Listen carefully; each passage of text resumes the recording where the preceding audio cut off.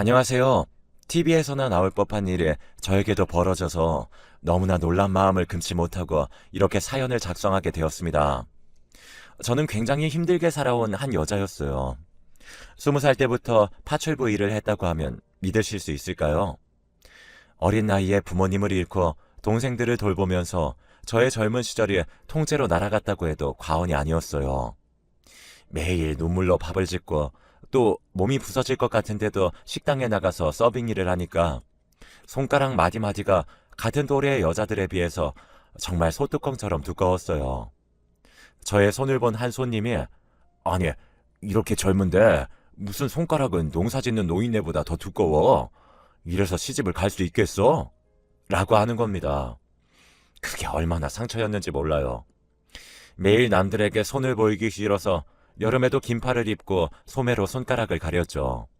그게 반복이다 보니까 저는 늘 마음이 상처투성이었고 하루하루 사는 게 참 힘들었습니다. 뭐라 설명할 수 없을 정도로 막연한 나날들이 지속되었고요. 집에 가면 동생들이 언니 나 배고파 나 밥 줘 하는데 주머니에 돈 한 푼이 없어서 애들한테 식당에서 싸온 남은 잔반을 줘야 하는 그 서러움은 잊지 못할 정도로 마음이 찢어졌죠. 그렇게 혼자서 고군분투하면서 살고 있을 때 저에게 빛과 같은 한 남자가 다가왔습니다.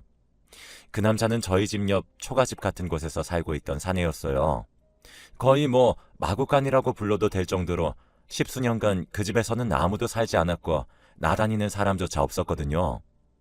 어느 날 누군가 그 집에 들어와서 물건을 싹 다 정리하고 망치로 이것저것을 두들기면서 수리를 하더니 나름 사람이 살 수 있는 정도의 상태가 된 겁니다.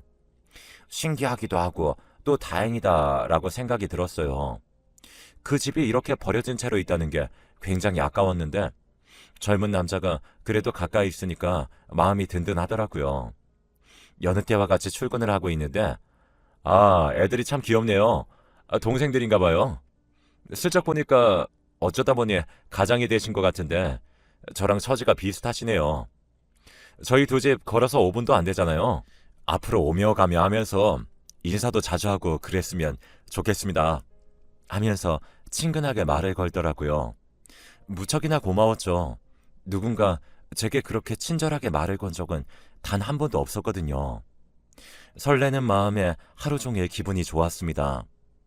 저도 그 사람이 좋으니까 자꾸 웃음이 터지고 또 볼 때마다 행복한 기분이 드니까 속으로 참 저런 남자를 내 남편으로 삼으면 좋을 텐데 라고 생각을 했어요. 조금씩 가까워지고 있을 때 저희들이 결정적으로 가까워지게 된 계기가 생겼습니다. 아직도 그 사건을 생각하면 가슴이 사무치고 미칠 것 같은 고통스러움에 정말 힘이 드는데 제가 동생이 분명히 있다고 했잖아요. 그 동생들이 참 학교도 못 가고 그래서 지네들끼리 잘 놀았어요. 저는 동생들을 먹여 살려야 하니까 항상 밖에 나가서 일하고 애들 케어를 잘 못했고요. 그런데 애들이 비 온 다음날 계곡물이 불어나니까 거기에서 놀았던 겁니다. 평소 같으면 그 계곡에 물이 말라서 바닥이 훤히 보일 정도였는데 그 전날 비가 많이 오니까 물이 올라가게 되었고 겉으로 보기에는 충분히 발이 닿을 것처럼 보였던 거죠. 그 안이 얼마나 물살이 센지 동생들은 아무것도 모르고 그곳으로 뛰어든 거죠. 정말 이건 아니다 싶은 마음에 매일 얼마나 눈물이 흘렀는지 모릅니다. 터덜터덜 지친 몸으로 서빙을 하고 있을 때 자기야, 나 참 미치겠네. 전화기도 없고 자기 동생들한테 엄청 큰일이 났어. 놀라지 말고 빨리 와봐. 빨리. 지금 일하고 있을 때가 아니라고 정말. 이라고 소리를 치면서 누군가가 저를 찾아온 겁니다. 저는 눈이 휘둥그레져서 아니 도대체 무슨 일이에요? 왜 그러시는 거예요? 라고 하며 어안이 벙벙한 채로 저에게 달려온 그 사람을 보았습니다. 그분은 앞집에 사시는 동네 이장님이셨어요. 헐레벌떡한 가슴을 쓸어내리면서 그 동네 이장님 아내분은 제 손을 잡고 가게 밖으로 나와서 미친 듯이 달렸고 저는 도대체 동생들에게 무슨 일이 생긴 거냐고 수십 번 되물었지만 이미 속으로는 직감을 했습니다. 계곡물이 불어났고 거기에 동생들이 들어간 거라면 틀림없이 죽었겠구나.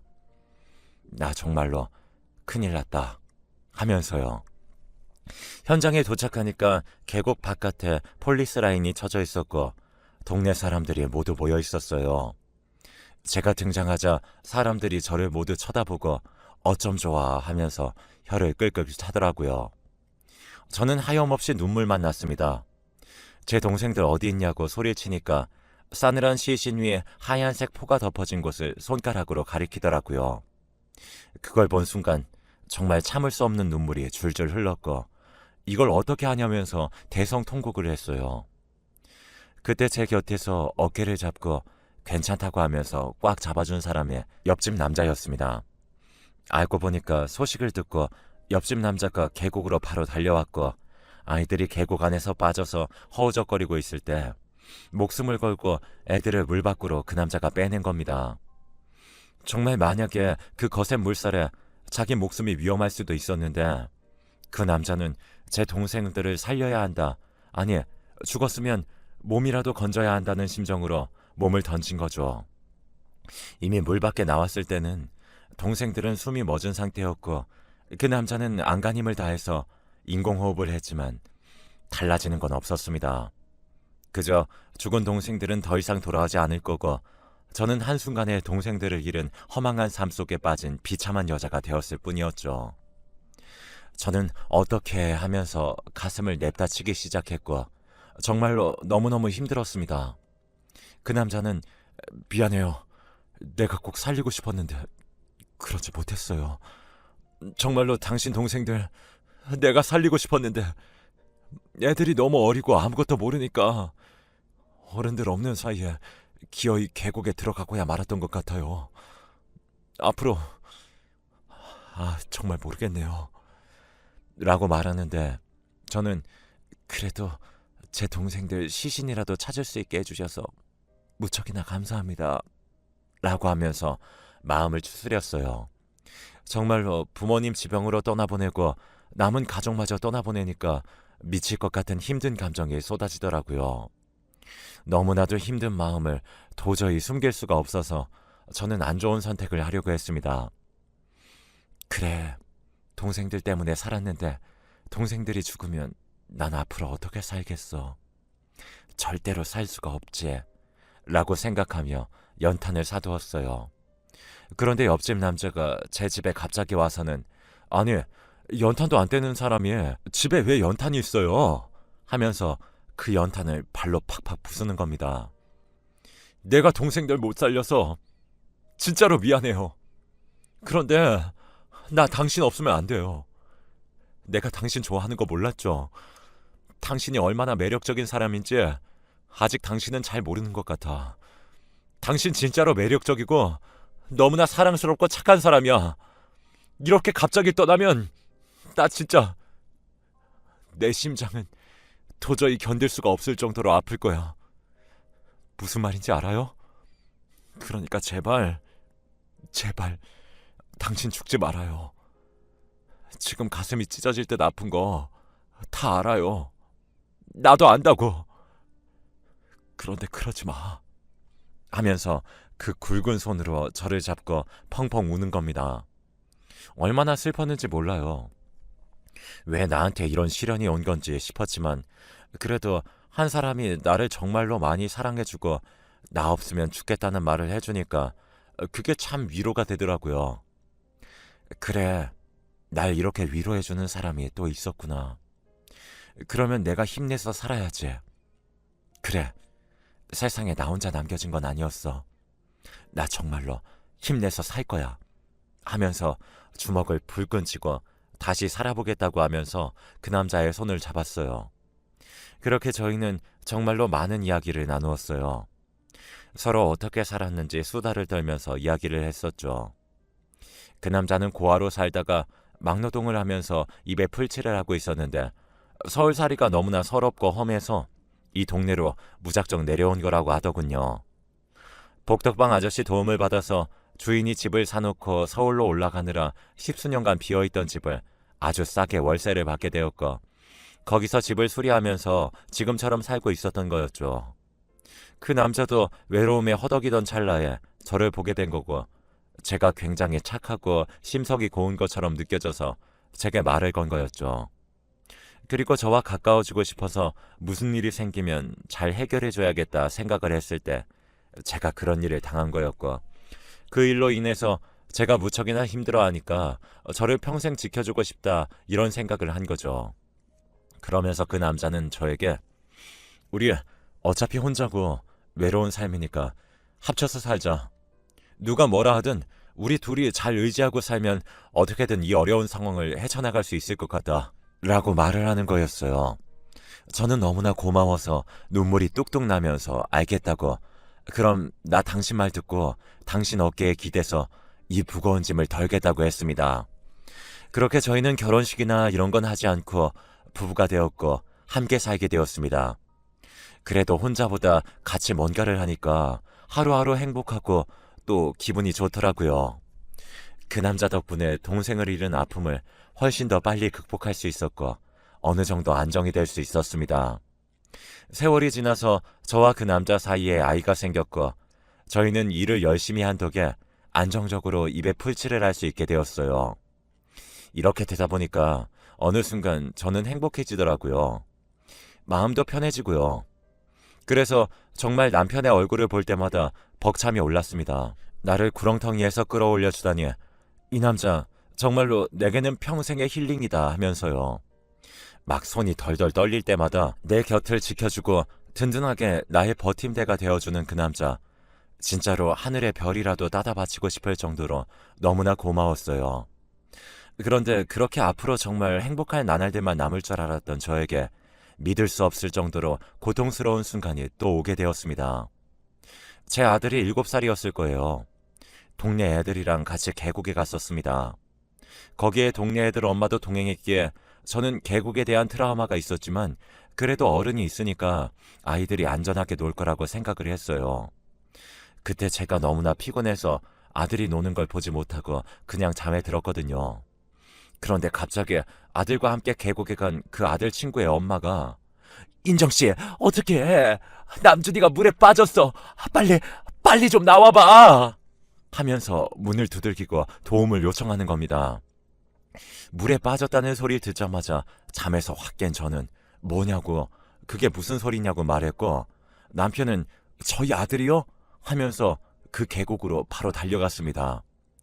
손이 파르르 떨리면서 저는 어떻게 해라면서 발을 동동 굴렀고 남편은 바로 계곡으로 뛰어들었습니다.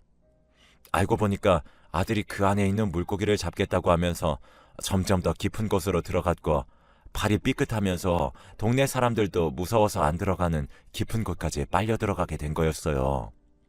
그런데 계곡이 깊은 곳은 수심이 엄청 깊고 또 그 안에 물살이 강해서 어른들도 잘못 들어갔다가는 크게 휩싸이는 경우가 있잖아요. 수영을 잘하는 제 남편이 그런 겁니다. 밑으로 빠진 아이를 건지겠다고 잠수를 해서 아이를 끌어올렸는데 아이가 물을 먹고 본능적으로 사람을 꽉 잡고 힘을 주니까 남편도 몸에 힘이 빠져서 호흡을 못하게 된 거죠.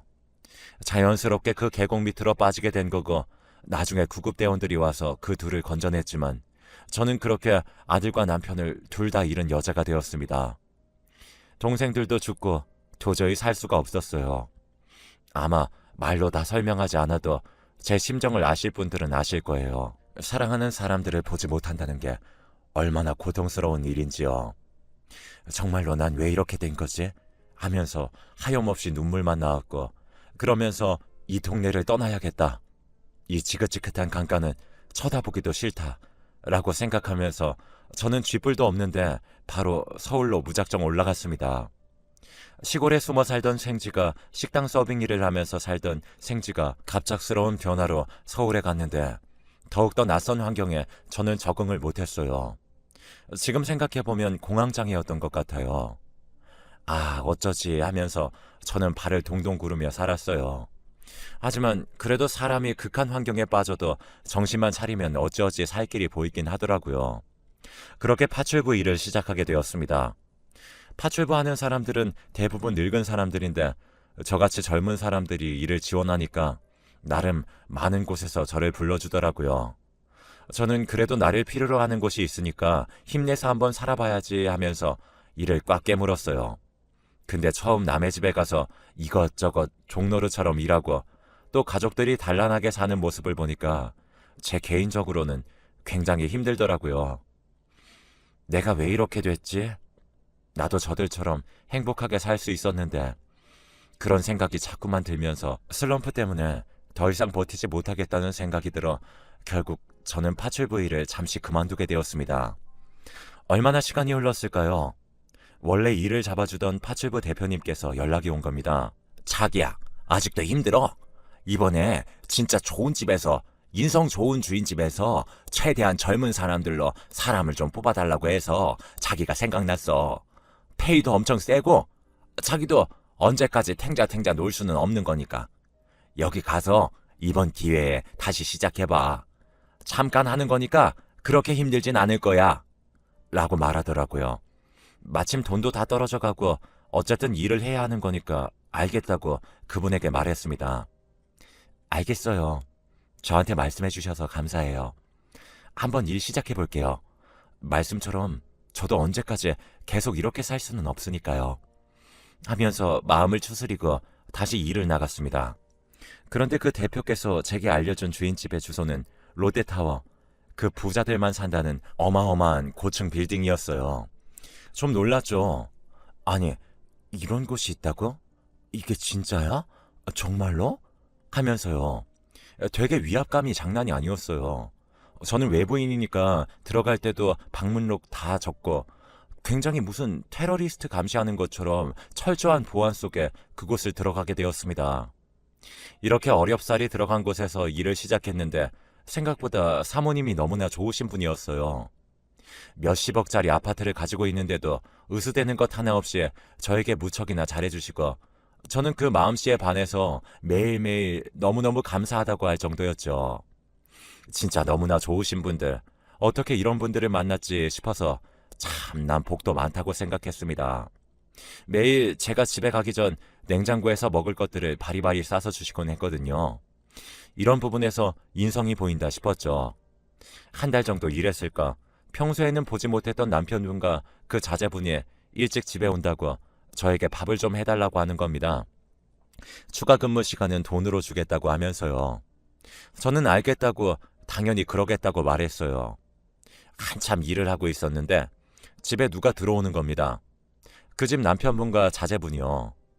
그분들은 바로 방에 들어가서 씻었고 저는 얼굴을 제대로 보지 못한 채 인사를 한 뒤 다시 갈비찜을 만들었어요. 요리가 끝나고 식탁에 세팅한 다음에 나와서 드시라고 했습니다. 그때 남편분과 자제분이 나오시는데 저는 정말로 심장이 쿵 떨어졌어요.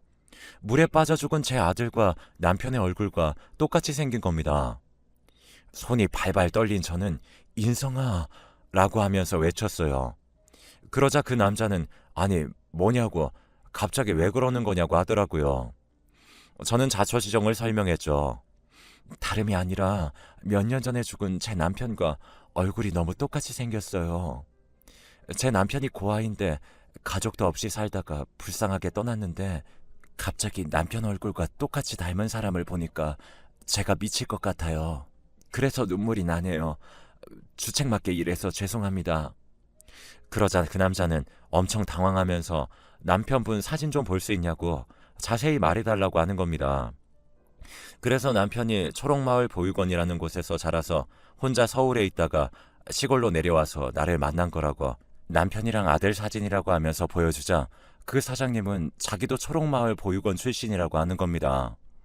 그러니까 알고 보니까 그 사장님도 고아 출신이었고 어릴 때 입양되어서 미국에 살다가 양부모님들이 돌아가시고 재산을 상속받아서 한국으로 온 거였어요. 그리고는 다시 까먹은 한국어를 배우고 홍콩이랑 미국을 기반으로 한 사업을 시작하면서 소위 떼돈을 번 겁니다. 그래서 이 삐까뻔쩍한 집에서 살 수 있었다고 하는 거였어요. 제가 아주 어릴 때 양부모님한테 원래 그 보육원에 제 동생이 있었다고 들었습니다. 쌍둥이 동생이라서 양부모님들이 나를 그 아이와 함께 데려오길 원했는데 미국 당국에서 입양은 한 명만 할 수 있다는 조건이라고 해서 몸이 더 약하고 아픈 나를 데려온 겁니다. 라고 말을 하는 겁니다.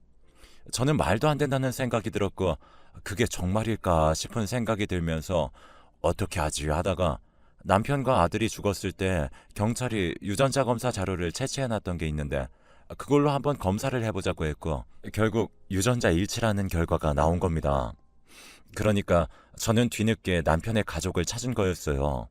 그것도 기적적인 방식으로요.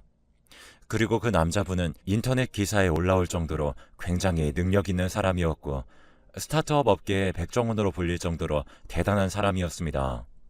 제가 얼마나 놀랐는지 몰라요. 남편의 쌍둥이인 그 사장님은 그간 얼마나 힘들게 살아왔냐면서 자기는 사는 것밖에 몰라서 정말로 매일매일 일하느라 자신의 과거를 찾을 생각을 못했는데 어떻게 이러냐고 하면서 통곡을 했죠. 사모님도 정말 이건 말도 안 된다고 하면서 같이 얼싸안고 울었고요. 그 사장님은 동생이 있는 곳에 한번 가보고 싶다고 하면서 저와 함께 남편과 아들의 산소로 갔고 이렇게 험한 곳에 동생이 있다는 게 마음이 너무 아프다고 하면서 수천만을 들여서 좋고 양지 바른 자리를 사서 남편과 제 아들의 묘를 이사시켰습니다. 그리고는 저에게 말했어요. 제가 정말로 가진 게 돈밖에 없는데 어찌 제 동생의 인생을 보상할 수 있겠습니까? 그래도 제가 동생을 찾지 못한 시간 동안 동생 곁을 지켜주고 외롭지 않게 사랑해준 당신에게 조금이나마 보답을 하고 싶습니다. 라고 하면서 사모님과 신중하게 상의한 끝에 거액의 현금 그리고 아파트 입주를 제안하는 겁니다. 저는 아니라고 내가 한 게 뭐가 있다고 이런 거 받냐고 손사래를 쳤지만 그 남자는 그냥 거부하지 말고 받으라고 계속 권유했습니다.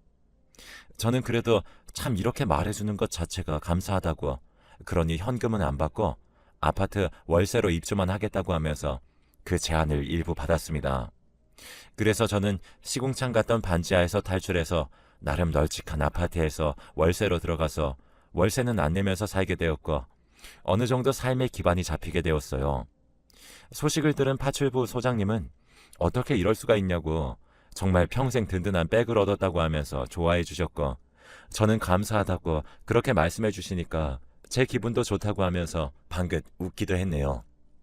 지금은 그분과 정말로 가족처럼 지내고 있고 제가 사모님 집에 놀러와서 함께 영화도 보고 TV도 보면서 파출부와 사모님의 관계가 아니라 정말 친가족처럼 지내고 있습니다. 오히려 부자들이 더 마음이 넓고 여리다는 말이 왜 나온 줄 알 것 같아요. 불편한 관계일 수도 있는데 제 존재를 함께 받아들이고 그랬으니까요. 그럼에도 불구하고 남편만 생각하면 참 불쌍하고 어쩌면 이 엄청난 광경을 살아서 봤으면 얼마나 좋았을까 하면서 마음이 착잡했는데 그래도 어떻게 할 수 없는 일에 매달리면 매달릴수록 저만 고통스러우니까 조금은 내려놓으려고 합니다. 남편과 아들을 잃고 외로움에 점점 죽어가던 저에게 정말 기적처럼 가족과도 같은 존재들이 생기게 되어서 저는 지금은 굉장히 행복하고 기쁘네요. 아마 저 같은 인생 사시는 분들이 있을 텐데 절대로 포기하지 마시고 하루하루 살다 보면 또 자기 자신을 숨 쉴 수 있게 해주는 그런 귀한 인연들이 찾아갈 것 같습니다. 제 일을 털어놓으려고 이렇게 사연을 쓴 건데 이렇게 글이 길어지게 되었네요.